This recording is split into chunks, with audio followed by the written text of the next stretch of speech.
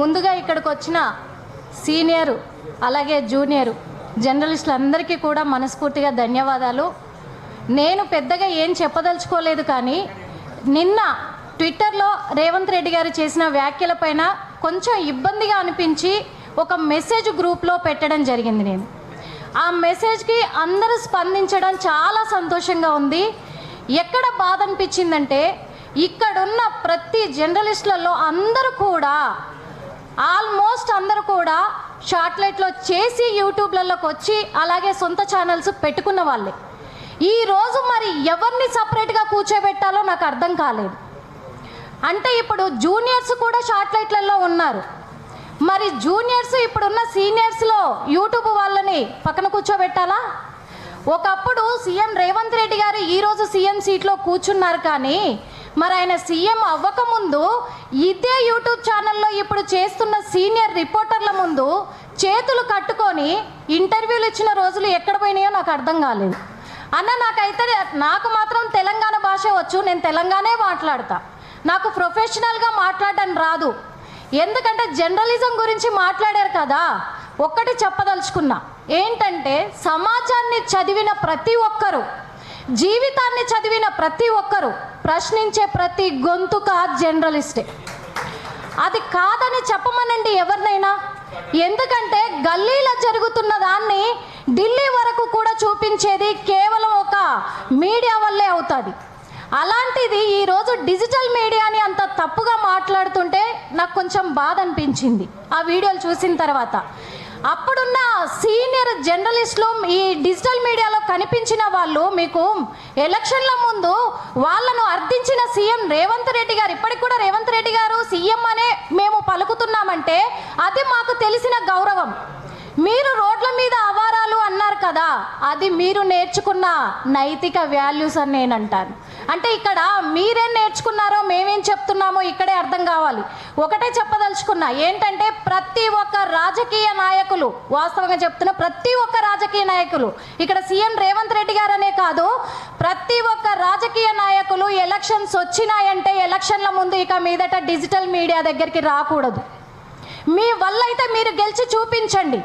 ఎందుకంటే మీరు ఇంట్లో నుంచి అడుగు బయట పెడితే డిజిటల్ మీడియా కావాలి, మీ ఇళ్ళల్లో పెళ్ళిళ్ళకు డిజిటల్ మీడియా కావాలి, మీ ఇంట్లో ఎవరైనా చనిపోతే డిజిటల్ మీడియా కావాలి, అలాగే మీరు ఓట్లు వచ్చినప్పుడు గెలిచిర్రా అంటే మీకు డిజిటల్ మీడియా కావాలి, ఓడిర్రా అంటే డిజిటల్ మీడియా కావాలి. ఈ యూట్యూబ్ ఛానల్స్ ఈ రోజున ప్రతి ఒక్క ప్రజలకు వచ్చిన ప్రతి సమస్యను కూడా బయటికి తీస్తుంది.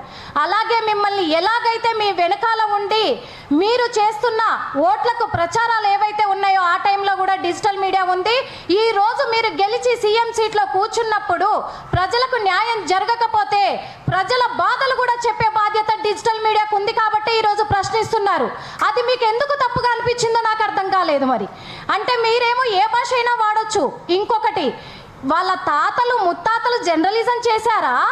మీరు జర్నలిస్ట్ అని పేరుకు ముందు వెనకాల పెట్టుకోవడానికి అన్నారు.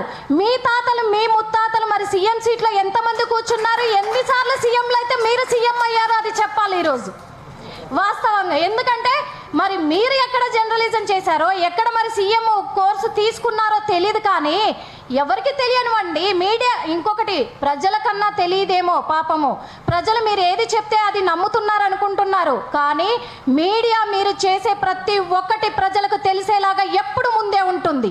అది గుర్తుపెట్టుకోవాలి. రాజకీయాలలో జరిగే ప్రతి కుట్ర మీడియాకు తెలుస్తుంది, అది డిజిటల్ మీడియాకి తెలుస్తుంది ఖచ్చితంగా. ఎందుకంటే ఎంత లోతుకైనా పాతుకుపోయి ప్రాణాలను సైతం లెక్క పెట్టకుండా పోరాడేదే డిజిటల్ మీడియా అని మేము నమ్ముతాం. అలాంటప్పుడు ఈరోజు మీ అవసరానికి అదే అంటారు కదా, ఓడ ఎక్కినాక ఓడమల్లన్న, ఓడ దాటినాక బోడమల్లన్న అంట.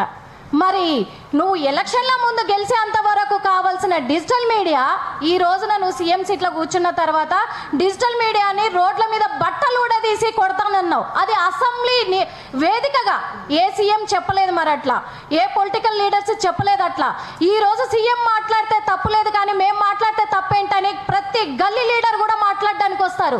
కానీ ఒక్కటి గుర్తుపెట్టుకోవాలి, కత్తి కన్నా కలం గొప్పది, గన్ను కన్నా మనకు పెన్ను గొప్పది. ఈ పెన్నుతో పెట్టుకుంటే ప్రతి ఒక్కరు కూడా భూస్థాపితమే అనేది గుర్తుపెట్టుకోవాలి నిజంగా. ఎందుకంటే ప్రతి ఒక్క ప్రజా గొంతుకై ముందుకొచ్చేది మీడియా కాబట్టి కించపరిచే మాటలు ఎవరైనా సరే ఏ రాజకీయ నాయకుడైనా మాట్లాడకూడదు ఇక మీదట అంటే ఖచ్చితంగా డిజిటల్ మీడియా ఇక మీద మీ మీదనైతే యుద్ధం చేయడానికి సిద్ధంగా ఉంది ముఖ్యమంత్రి రేవంత్ రెడ్డి గారు. మీరు సీఎం అయినంత మాత్రాన మీడియా భయపడి ముందుకు రాదని ఎప్పుడు కూడా అనుకోవద్దు. ఈ అవకాశం ఇచ్చిన మీడియా మిత్రులందరికీ కూడా మనస్ఫూర్తిగా ధన్యవాదాలు తెలియజేస్తున్నాను. ఎందుకంటే సీనియర్ జర్నలిస్టులు ఎంతో మంది డిజిటల్లో ఉన్నారు కాబట్టి వాళ్ళందరినీ అవమానించారు అనే ఒకే ఒక బాధతో నేను ఆ మెసేజ్ చేయడం జరిగింది. అందులో తప్పుంటే క్షమించండి. Okay, thank you. సో ఇప్పుడు వైఆర్ టీవీ